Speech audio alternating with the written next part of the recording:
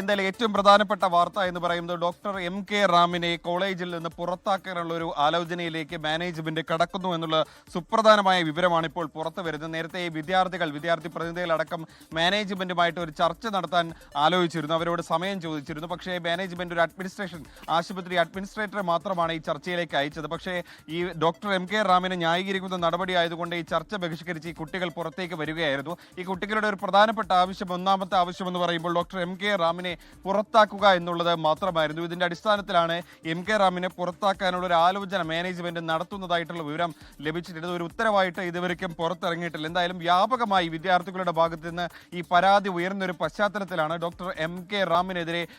റാമിനെ പുറത്താക്കാൻ Kannur dental college പുറത്താക്കാനായിട്ട് ഒരു തീരുമാനം, ഒരു ആലോചന എടുക്കുന്നത്. നടപടി ഉടൻ ഉണ്ടാകുമെന്നാണ് നമുക്ക് ലഭിക്കുന്ന വിവരം. അങ്ങേറ്റ മനോവേദനയോടെയാണ് കോളേജ് ഈ പറഞ്ഞ റാമിനെ പുറത്താക്കുന്നത്. വിദ്യാർത്ഥികളുമായി ചർച്ചയ്ക്ക് വെറും അഡ്മിനിസ്ട്രേറ്ററെ മാത്രമാണ് വിട്ടത്. ഇത്രയും കാലം മതത്തിന്റെ, ജാതിയുടെ, പിതാവിന്റെയും മാതാവിന്റെയും വരുമാനത്തിന്റെയും പേരടക്കം വിദ്യാർത്ഥികളെ വിവേചിച്ച് എന്തും പറയാം, എന്തും അധിക്ഷേപിക്കാം, എങ്ങനെയും അപമാനിക്കാം എന്ന് തോന്നിയ റാമിന് 19 വർഷത്തിന് ശേഷം ഒന്ന് പുറത്താക്കിയിട്ടുണ്ട്.